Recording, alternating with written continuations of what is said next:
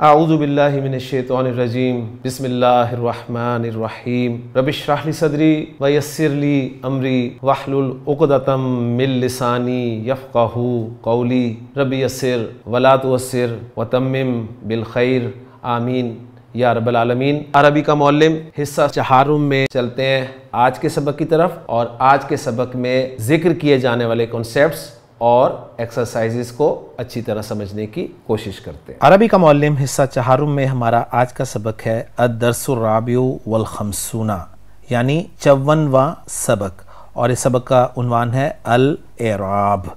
तो इस सबक में एराब के बारे में हमें बताया जाएगा। तो चलते हैं पहले पॉइंट की तरफ, और पहला पॉइंट है जो कि तंबीह से शुरू हो रहा है कि तंबीह नंबर 1 है कि इस्म के एराब का बयान पहले हिस्से के सबक 10 और 11 में और फ़ेल का एराब सबक 20 में लिखा जा चुका है। ताहम यहाँ किसी कदर मज़ीद तौदी के साथ इसका इआदा मुनासिब मालूम होता है। तो बता रहे हैं कि एराब चाहे इस्म का हो चाहे फ़ेल का हो, इन दोनों के बारे में सबक नंबर 10, 11 और 20 में बताया जा चुका है, लेकिन मज़ीद कुछ तफसील जो है यहाँ पर दी जा रही है। वो तफसील क्या है उसको देखते हैं जी। उसमें पहला पॉइंट दे रहे हैं कि लफ्ज़ मोरब। देखो सबक 10, तो लफ्ज़ मोरब की मुख्तलिफ हालतें जिन अलामतों से बतलाई जाती हैं उन्हें एराब कहते हैं। तो एराब की डेफिनेशन जो मौलवी अब्दुस्तार साहिब ने की है वो ज़रा नोट कर लीजिए। वो कह रहे हैं कि मोरब लफ्ज़ की मुख्तलिफ हालतें जिन अलामतों से बताई जाती हैं उन्हें एराब कहा जाता है। तंबीह नंबर 2 दे रहे हैं कि एराब का मकाम लफ्ज़ का आखिरी हर्फ है। लफ्ज़ में इब्तिदाई और दरमियानी हुरूफ की जो हरकात और सकनात होती हैं उन्हें एराब नहीं कहना चाहिए, मगर उन्हें भी एराब कहने का आम रिवाज हो गया है। तो बस जहन में ताज़ा कर लीजिए कि एराब जो है ये अरबी ज़ुबान का एक खासा है, और एराब ना तो आपको अंग्रेज़ी में मिलेगा ना उर्दू में मिलेगा। उर्दू में हम जिसे एराब कहते हैं वो एक्चुअली एराब नहीं होता, वो हरकात होती हैं। और यही पॉइंट यहाँ पर वो जिक्र कर रहे हैं कि किसी भी लफ्ज़ के इब्तिदा में और दरमियान में हुरूफ पर जो हरकात और सकनात होती हैं उन्हें उर्दू में चूँकि एराब कह दिया जाता है, ठीक है, इसलिए ये बात जो है अरबी सीखने में बहुत बड़ी रुकावट बनती है। तो बहरहाल एराब जो है अरबी ज़ुबान का ख़ास है। और एराब है क्या? एराब ये है कि किसी भी इस्म का आखिर बदलना मुख्तलिफ वजूहात की बिना पर। अब वो आखिर बदलता कैसे है? या वो हरकत से बदलता है या फिर हर्फ से बदलता है, इसको आगे ये जिक्र करेंगे इंशाअल्लाह ताला तफसील से। तो अब बता रहे हैं जी पॉइंट नंबर 2 के एराब की 2 किस्में हैं। नंबर 1 एराब बिल हरका और दूसरी एराब बिल हुरूफ। एराब बिल हरका ये हैं, रफ़ जो है वो पेश या डबल पेश के साथ, नस्ब जो है वो ज़बर या डबल ज़बर के साथ, और जर जो है वो ज़ेर या डबल ज़ेर के साथ। बता रहे हैं कि ये इस्म के एराब हैं, जबकि फ़ेल का एराब रफ़ पेश के साथ, नस्ब ज़बर के साथ और जज़्म सुकून है। तो यहाँ पर नोट कर लीजिएगा, क्योंकि आम ग्रामर में एराब जो है वो किसी भी लफ्ज़ के आखिर में होने वाली तब्दीली का नाम होता है, और वो तब्दीली जो है 2 तरह से होती है, या वो हरकत के ज़रिए होती है या फिर वो हर्फ के ज़रिए होती है। तो इस एतबार से ग्रामर वालों के नज़दीक जो है वो एराब इस्म का भी होता है और फ़ेल का भी होता है, ठीक है, क्योंकि इस्म का आखिर भी बदलता है और फ़ेल का भी आखिर बदलता है, और फ़ेल में भी सिर्फ फ़ेल मुज़ारे का आखिर बदलता है। आमतौर पर फ़ेल माजी और फ़ेल अम्र जो है उसका आखिर नहीं बदला करता। तो बता रहे हैं कि एराब बिल हरका क्या है, ये यानी किसी भी इस्म के आखिर में या सिंगल पेश होगी या 2 पेश होंगी तो ये उसका एराब जो है ये रफ़ कहलाएगा। अगर किसी इस्म के आखिर में ज़बर होगी या 2 ज़बर होंगी तो ये नस्ब कहलाएगा, और अगर 1 ज़ेर या 2 ज़ेरें होंगी तो ये जर कहलाएगा। और अगर किसी फ़ेल मुज़ारे के आखिरी हर्फ पर पेश होगी तो वो रफ़ कहलाएगा, ज़बर होगी तो नस्ब कहलाएगा, और सुकून होगा, जज़म होगी तो जज़्म कहलाएगा। तंबीह नंबर 3 दे रहे हैं कि याद रखो तनवीन सिर्फ इस्म का खास है, यानी तनवीन सिर्फ इस्म पर आती है, ना फ़ेल पर तनवीन आती है और ना ही हर्फ पर। इस्म पर तनवीन उस वक्त नहीं आएगी जब वो मुअर्रफ बिल लाम हो या मुज़ाफ हो या गैर मुनसरिफ हो। तो तनवीन जिसे यानी डबल हरकत को तनवीन कहा जाता है, और ये 2 पेश भी हो सकती है, 2 ज़बर भी हो सकती है और 2 ज़ेर भी हो सकती है। तीनों हालतों में, तीनों सूरतों में इसे तनवीन कहा जाएगा। बता रहे हैं कि यह सिर्फ इस्म का ख़ास है, फ़ेल पे तनवीन नहीं आती और ना ही हर्फ पे तनवीन आती है।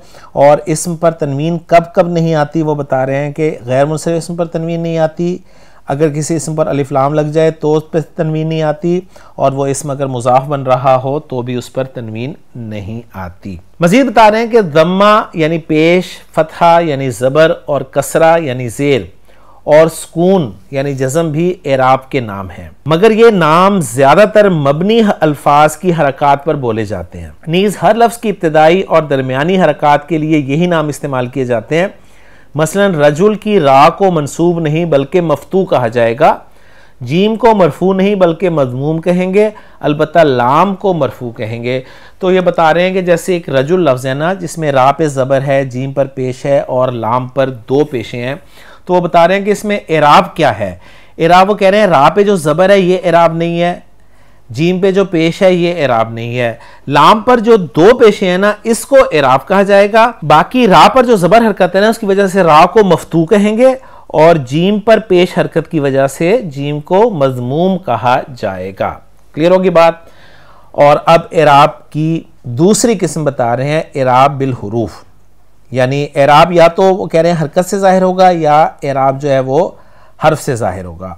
अब वो बता रहे हैं कि एराब बिल हुरूफ ये हैं, ये आप लिखे हुए देख सकते हैं। इसे मैं प्रोनाउंस करने की कोशिश करता हूँ कि ज़बर और अलिफ यानी आ की आवाज़ बनेगी, कुछ ज़ेर और या ई की आवाज़ बनेगी, और ज़बर और अलिफ और नून ज़ेर नी आनी की आवाज़ बनेगी। इसी तरह ऐनी की आवाज़, फिर ऊना की आवाज़, फिर ईना की आवाज़ और फिर नून ज़ेर नी और नून ज़बर ना। तो ये बड़ी मुश्किल और पेचीदा सी बात हो जाती है, इसलिए हमने एराब जो है वो कोशिश की लिसानुल कुरान में कि आसान से आसान तरीके से समझाया जाए। तंबीह नंबर 4 दे रहे हैं कि पेश और वाओ, ज़बर और अलिफ और ज़ेर और या वगैरह के तलफ़ुज़ का तरीका ये हो सकता है कि हर एक हरकत के साथ आर्जी तौर पर अलिफ लगाकर तलफ़ुज़ कर लो। मसलन पेश और वाओ को ऊ, ज़बर और अलिफ को आ और ज़ेर और या को ई कहो। ऊ, आ और ई बता रहे हैं कि ये अबुन, अखुन, हमुन, हनुन और फमुन और जू का एराब है।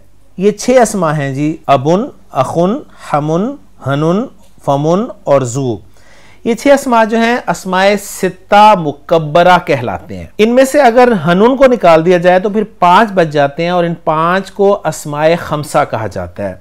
तो ये 2 टॉपिक्स आपको ग्रामर की किताबों में मिलेंगे। अगर आपको टॉपिक मिले अस्माए सित्ता मुकब्बरा तो ये 6 अल्फाज होंगे, और अगर आपको टॉपिक मिले अस्माए खमसा तो हनुन के अलावा बाकी के 5 अस्मा उसमें शामिल होंगे। बता रहे हैं कि इन 5 या 6 अस्मा का एराब जो है ना ये हर्फ से शो होता है, यानी कुछ साउंड्स हैं। अब इन्होंने हमें साउंड की तरफ खुद इशारा किया है तो हम साउंड को पक्का करेंगे। इन्होंने कहा ना पेश और वाव को तुम लफ्जी तौर पे ऊ बोल सकते हो, तो हम ऊ के साथ ही बोलेंगे, यानी ऊ, आ और ई। हालत रफा में ऊ, हालत नस्ब में आ और हालत जर में ई। ये एराब होगा इन 6 या 5 अस्मा का, जिन्हें हम अस्माए सित्ता मुकब्बरा या अस्माए खमसा कह रहे हैं। और 7 पॉइंट बता रहे हैं कि ये कब होगा एराब ऊ, आ और ई, जबकि वो याए मुतकल्लिम के अलावा किसी और इस्म या ज़मीर की तरफ मुज़ाफ हों। यानी ये जो अस्मा हैं 6 या 5 ये मुज़ाफ होकर आएंगे तो इनका एराब जो है वो ऊ, आ और ई आवाज़ों से शो होगा, और मुज़ाफ इलैह इनका जो है वो याए मुतकल्लिम के अलावा होगा कोई। ठीक है, ये 2 शर्तें साथ जहन में रखिएगा। सही है, यानी अगर ये वैसे इस्तेमाल होंगे ना जैसे अबुन, अखुन, हमुन, हनुन, फमुन, तो इनको हम ऐसे ही बोलेंगे अबुन मरफू, अबन मंसूब, अबिन मजरूर, अखुन, अखन, अखिन, हमुन, हमन, हमिन, हनुन, हनन, हनिन, फमुन, फमन, फमिन। ठीक है, लेकिन जब ये मुज़ाफ होकर आएंगे अदर देन याए मुतकल्लिम तो फिर इनको अबू, अबा, अबी, अखू, अखा, अखी, हमू, हमा, हमी, हनु, हना, हनी, फू, फा, फी के तौर पे बोला जाएगा। ठीक है, इसी तरह जू, जा, जी। तो साउंड्स देख लें आप, ऊ, आ और ई की आवाजें निकल रही हैं, ठीक है। तो ये इराब है इन 6 या 5 अस्मा का। अबू का हालत रफी, यानी इसमें काफ की जमीर जो है मुजाफ इलैह के तौर पे इस्तेमाल करके समझा रहे हैं। अबा का हालत नस्बी और अबी का हालत जर्री। लेकिन जब मज़कूरा अस्मा बजूज जू के जमीर मुतकल्लिम की तरफ मुजाफ हो तो उनका कोई इराब ना होगा, बल्कि तीनों हालत में यकसा पढ़े जाएंगे। यानी अगर यही अस्मा जो हैं वो याए मुतकल्लिम की तरफ मुजाफ होकर आएंगे तो फिर हालत रफ़ा, हालत नस्ब और हालत जर में ये एक ही तरह पढ़े जाएंगे। जैसे अब का लफ्ज़ जो है ना, ये मरफू, मनसूब और मजरूर अबी सूरत में ही पढ़ा और लिखा जाएगा। इसी तरह अख का लफ्ज़ अखी, बात समझ में आ गई। और वही एग्जांपल्स दे रहे हैं कि जा आ अबी, जा आ अबी, तो अबी यहाँ पर फाइल है और फाइल मरफू होता है, तो देखें अबी आ रहा है। दूसरा जुमला है रअयतु अबी, यहाँ पर अबी मफूल है और मफूल मंसूब होता है, लेकिन अबी ही लिखा और पढ़ा जा रहा है। कुलतु ली अबी, लाम जारा के बाद इसम मजरूर होता है, तो अबी जो है मजरूर भी उसी तरह लिखा जा रहा है। तो उम्मीद है कि बात आपको समझ में आ गई होगी।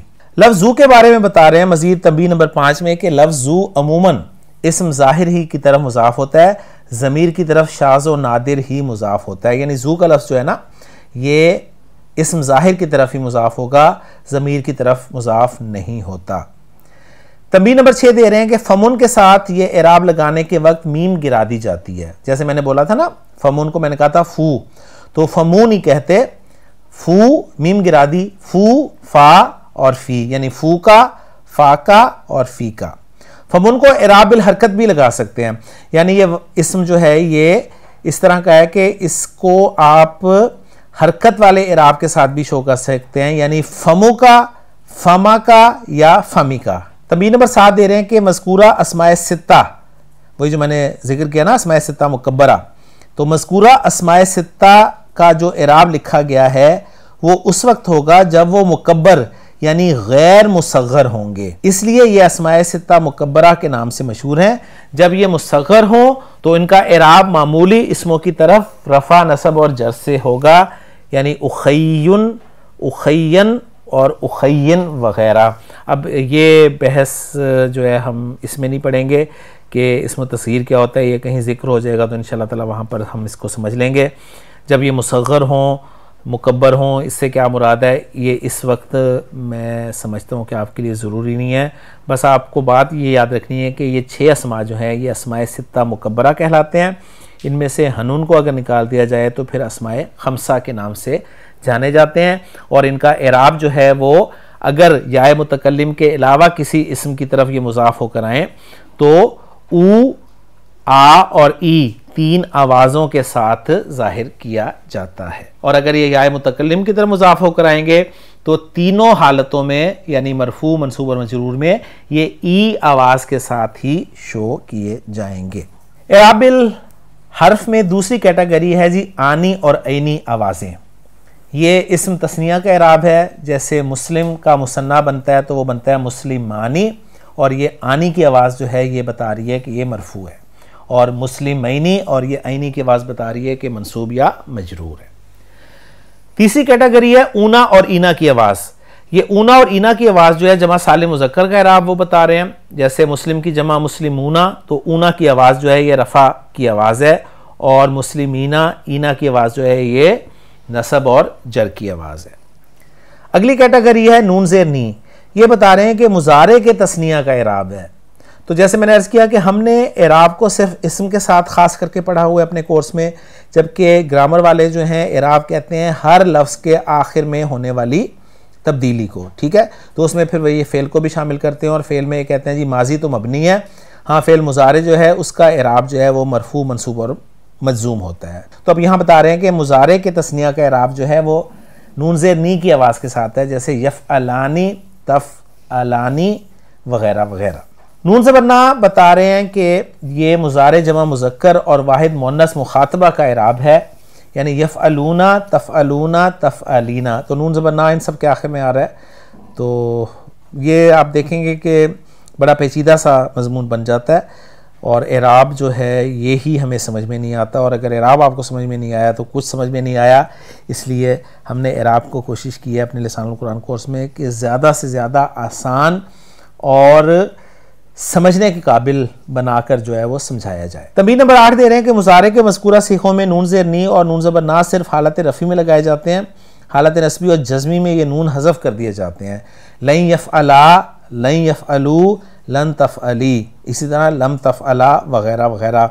हम जानते हैं कि ये जो नून आता है ऊना, ईना और ईना वाले सीगों में, फ़िल मुज़ारे की गिरदान में बोले जाने वाले सीगे जिनके आखिर में ऊना, आनी या ईना की आवाज़ें आती हैं, उनका नून ड्रॉप हो जाता है मुज़ारे खफ़ीफ़ या अख़फ़ होने की सूरत में। तो वही बता रहे हैं, बस इस पॉइंट को आप उसके साथ समझ लेंगे तो बात आसानी से समझ में आ जाएगी। तंबीह नंबर 9 दे रहे हैं कि तस्निया और जमा का नून एराब की अलामत है, इसलिए नून एराबी कहलाता है। फिर मुज़ारे की गर्दान में जो मुसन्ना के सीखे हैं और जमा मुज़क्कर के सीखे हैं और वाहिद मुअन्नस हाजिर का सीखा है, यानी वो सीखे जिनके आखिर में हमें आनी, ऊना और ईना की आवाज़ें आती हैं, इनके आखिर में जो आने वाला नून है ना उसको ग्रामेटिकली नून एराबी कहा जाता है। ज़हन में रखिएगा, ये नून एराबी कहलाता है। और जमा मुअन्नस के जो दो सीखे हैं हाजिर का और गायब का, उनके आखिर में भी नून आता है, लेकिन वो नून एराबी नहीं कहलाता बल्कि वो नून निस्वा कहलाता है।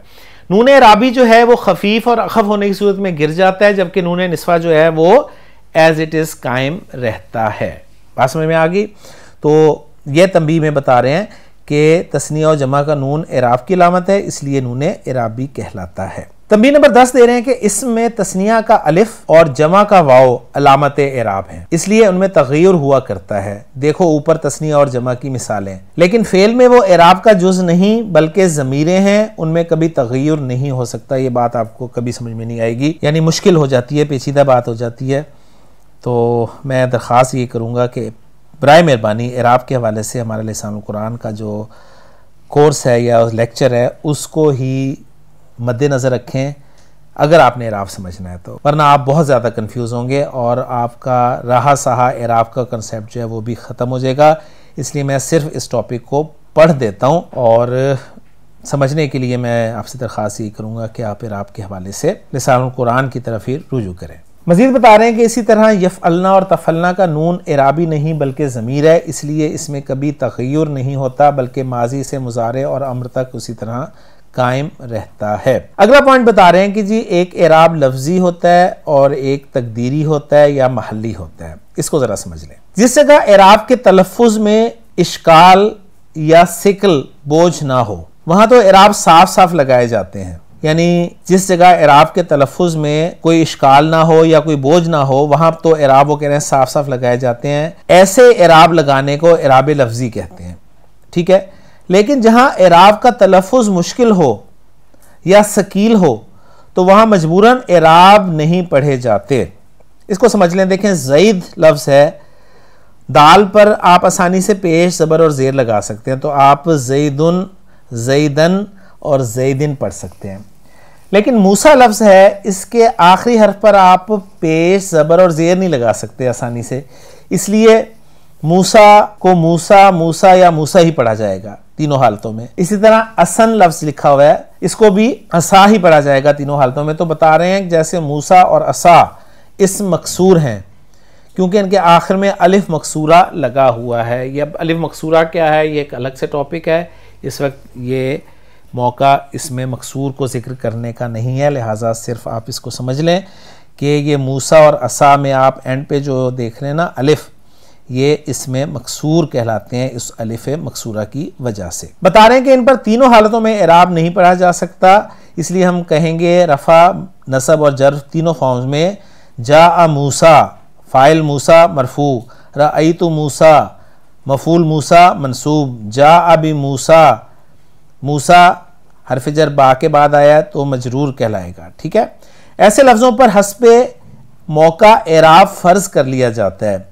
ऐसे फ़र्ज़ी एराब को तकदीरी या महल्ली एराब कहते हैं, यानी जिस लफ्ज़ के आखिर में एराब ना पढ़ा जा सके तो वहाँ पर एराब को जो है वो फ़र्ज़ कर लिया जाता है और उस फ़र्ज़ी एराब को आप तकदीरी या महल्ली एराब कहते हैं। मज़ीद बता रहे हैं कि काज़िन या अलकाज़ी जारिन या अलजारी इसमें मनकूस या नाकिस हैं। इन पर हालत रफ़ी और जर्री में इराब तकदीरी होगा, यानी इसमें मनकूस जो है ना, ये मरफू और मजरूर दोनों फॉर्म्स में दो जेरों के साथ बोला जाता है।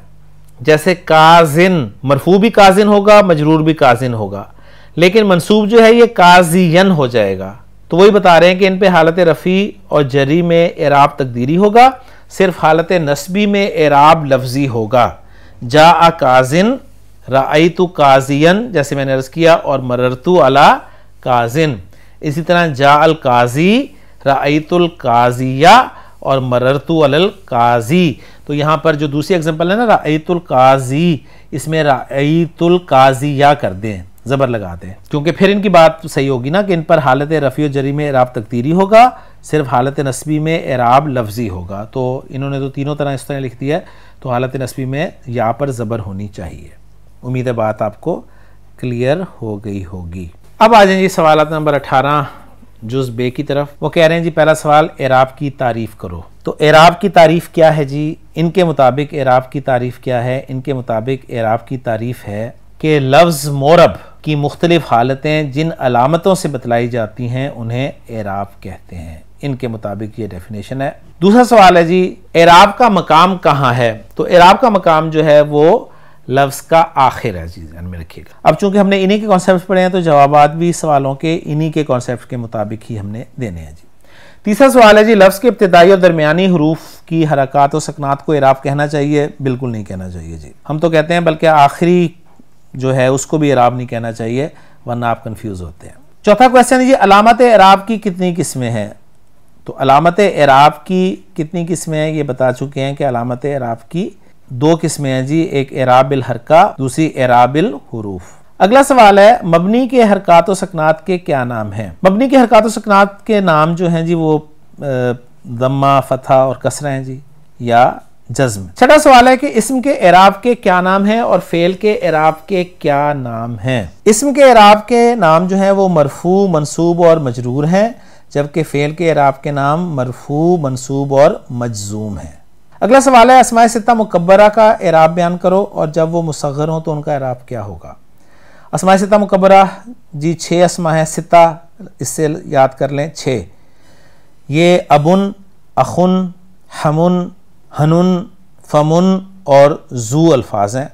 ठीक, इनका एराब जब ये याए मुतकल्लिम के अलावा किसी और इस्म की तरफ, इस्म ज़ाहिर की तरफ या इस्म ज़मीर की तरफ मुज़ाफ होंगे तो इनका एराब जो है वो मरफू ऊ की आवाज़ के साथ होगा, आ की आवाज़ के साथ मंसूब होगा और ई की आवाज़ के साथ मजरूर होगा। ठीक है, और जब मुसग्गर होंगे तो फिर इनका एराब जो है वो दूसरे अस्मा की तरह ही शो होगा। 8वां क्वेश्चन है जी, नून ज़बर ना और नून ज़ेर नी किसका एराब है? नून ज़बर ना जो है ये जमा मुज़क्कर फ़ेल मुज़ारे में सही है, और वाहिद मुअन्नस हाजिर का एराब है, और नून ज़ेर नी जो है ये तस्निया का एराब है। सवाल नंबर 9, यफ़अलानी और यफ़अलूना में और मुस्लिमानी और मुस्लिमूना में अलामत एराब क्या है? यफ़अलानी और यफ़अलूना में जो अलामत एराब है ना वो है नून ज़ेर नी और नून ज़बर ना, और मुस्लिमानी और मुस्लिमूना में अलामत एराब जो है ना वो है आनी और ऊना। बहरहाल ये बहुत कंफ्यूज चीज़ें करती हैं, मैं यही एक्सपेक्ट करूँगा कि ये चीज़ें आप क्लियर करना चाहते हैं, तो फिर मैं दोबारा आपसे कह रहा हूँ कि हमारे लिसानुल कुरान कोर्स के एराब वाले सेशन को अच्छी तरह समझ लें। 10वां क्वेश्चन है जी, यफ़अलना और तफ़अलना में नून कैसा है? यफ़अलना और तफ़अलना में नून जो है ये ज़मीर है, एराब नहीं है, ज़हन में रखिएगा। ठीक है, और एराब की कितनी किस्में हैं? एराब की 2 ही किस्में हैं जी, वो ज़िक्र आपके सामने हो गई हैं। सवाल नंबर 12 है जी, ईसा और सुगरा जैसे इसमों का क्या नाम है? अलिफ मकसूर आ रहा है तो इन्हें इसमें मकसूर कहा जाएगा, और तीनों हालतों में इनका एराब क्या होगा? तीनों हालतों में इनका एराब जो है वो तकदीरी होगा। ठीक है, यानी फ़र्ज़ कर लिया जाएगा। 13वां क्वेश्चन है जी, माजिन, रामिन और अलकाजी जैसे इसमों को क्या कहते हैं और इनका एराब तीनों हालतों में कैसा होगा? तो ऐसे अस्मा को इसमें मनकूस कहा जाता है और इनका एराब जो है वो मरफू और मजरूर फॉर्म में तकदीरी होता है और मंसूब फॉर्म में हरकत के साथ होता है। ठीक है, उम्मीद करता हूँ कि आपको टॉपिक कुछ ना कुछ समझ में आ गया होगा, लेकिन बहरहाल मैं एक समरी एंड पे आपके सामने रख देना चाहता हूँ एराब के हवाले से, जो कि लिसानुल कुरान कोर्स में मैंने एराब पढ़ाया है, उस एराब को समझने में आपको मदद देगी इंशाल्लाह ताला। एराब नोट कर लीजिए जी। पहली बात एराब के बारे में कि एराब जो है सिर्फ अरबी ज़ुबान के साथ ख़ास है, ना तो एराब आपको अंग्रेज़ी में मिलेगा ना ही उर्दू ज़ुबान में मिलेगा, तो गोया एराब अरबी ज़ुबान का ख़ास है। एराब जो है वो इस्म के साथ ख़ास है, आप उसे ना फ़ेल के साथ पढ़ें ना हर्फ के साथ पढ़ें, ठीक है, सिर्फ इस्म के साथ एराब को समझें। अब इस्म के साथ समझना है तो अगली बात यह है कि एराब जो है वो ज़ेर ज़बर पेश नहीं है, ज़ेर ज़बर पेश हरकत है। क्लियर हो गया? तो फिर एराब क्या है? एराब है किसी भी इस्म के आखिर में होने वाली तब्दीली, किसी भी इस्म के आखिर में होने वाली तब्दीली मुख्तलिफ वजूहात की बिना पर। वो मुख्तलिफ वजूहात क्या हो सकती हैं? यानी अगर वो इस्म फ़ाइल बन रहा है तो किसी इस्म के आखिर में तब्दीली होगी, अगर वो मफूल बन रहा है तो किसी इस्म के आखिर में तब्दीली होगी, अगर उस इस्म से पहले कोई हरफ जर आ रहा है या हुरूफ मुशब्बह बिल फ़ेल में से कोई हर्फ आ रहा है तो उस इस्म के आखिर में कोई ना कोई तब्दीली होगी, ठीक है। तो किसी भी इस्म के आखिर में होने वाली तब्दीली जो है वो एराब की तब्दीली कहलाएगी। और वो तब्दीली मैं चूंकि अपने पैटर्न पे समझा रहा हूं तो वो तब्दीली दो तरह से होगी, या वो तब्दीली हरकत के जरिए होगी या वो तब्दीली आवाज के जरिए से होगी। हरकत के जरिए अगर तब्दीली होगी तो वो सिर्फ दो किस्म के अस्मा में होगी, और वो दो किस्म के अस्मा हैं वाहिद और जमा मुकस्सर अस्मा, चाहे वो मुज़क्कर हो चाहे मुअन्नस हो। उनका एराब जो है वो हरकत के जरिए बदलेगा। मरफू पेश के साथ होगा, मंसूब ज़बर के साथ होगा और मजरूर ज़ेर के साथ होगा। और दो पेश दो ज़बर और दो ज़ेर को भी इसी तरह पेश ज़बर और ज़ेर कह दिया जाता है, ये ज़हन में रखिएगा। बाकी मुसन्ना चाहे मुज़क्कर हो या मुअन्नस हो, जमा सालिम मुज़क्कर जमा सालिम मुअन्नस, इन अस्मा का एराब जो है वो आवाज़ के साथ बदलेगा। जैसे मुसन्ना का एराब जो है आनी की आवाज़ के साथ मरफू होगा और ऐनी की आवाज़ के साथ मंसूब या मजरूर होगा। जमा सालिम मुज़क्कर का एराब ऊना की आवाज़ के साथ मरफू होगा, ईना की आवाज़ के साथ मंसूब या मजरूर होगा। और जमा सालिम मुअन्नस का एराब आतुन के साथ मरफू और आतिन के साथ मंसूब या मजरूर होगा। और अगर अलिफ लाम लग जाएगा तो आतू और आती हो जाएंगे। और बाकी ये जो अस्माए सित्ता मुकब्बरा हैं इनका एराब जो है ये मुज़ाफ होने की सूरत में, और वो भी या मुतकल्लिम के अलावा किसी इस्म या ज़मीर की तरफ मुज़ाफ होने की सूरत में आवाज़ के साथ ही शो होगा। और वो आवाज़ें क्या हैं? ऊ, आ और ई की आवाज़ें। ठीक हो गया? और या मुतकल्लिम की तरफ यानी वाहिद मुतकल्लिम की ज़मीर की तरफ मुज़ाफ होने की सूरत में एक ही आवाज़ के साथ शो होगा, और वो आवाज़ है ई। अबी अबी अबी, अखी अखी अखी। क्लियर होगी बात? बाकी इसमें मनकूस, इसका एराब जो है वो मरफू और मजरूर फॉर्म में, इसमें मनकूस अस्मा का एराब मरफू और मजरूर फॉर्म में दो ज़ेरों के साथ शो होगा, सही है, और मंसूब फॉर्म में दो ज़बर के साथ शो होगा। और इसमें मकसूर, इनका एराब जो है वो तीनों फॉर्म्स में मरफू मंसूब मजरूर में एक ही आवाज़ के साथ शो होगा, और वो आवाज़ जो है वो आ की आवाज़ है। ठीक है? जैसे ईसा, सुगरा, असा, आ जो है इसमें मकसूर की आवाज़ होती है। तो मैं उम्मीद करता हूँ कि ये सारी बातें जो इन्होंने बताई हैं वो मैंने आपको अपने तरीके से समझाने की कोशिश की है। अगर समझ में आ गई हैं तो बहुत अच्छा है, अगर समझ में नहीं आई तो कोशिश कीजिए फिर इसी तरीके को समझने की, और सबक को आगे लेकर चलते चलिए। उम्मीद है अल्लाह ताला से कि इंशाअल्लाह ताला कभी ना कभी आपको ये चीज़ें समझ में आ जाएंगी। तो अल्हम्दुलिल्लाह जी, हमारा अरबी का मुअल्लिम हिस्सा चहारुम का 54वां सबक जो है वो मुकम्मल हो गया। इंशाअल्लाह ताला अगले लेक्चर में अगले सबक के साथ आपसे मुलाकात होगी।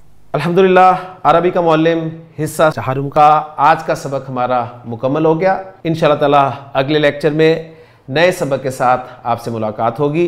सुब्हानकल्लाहुम्मा व बिहम्दिका अशहदु अल्ला इलाहा इल्ला अंता अस्तगफिरुका व अतूबु इलैक।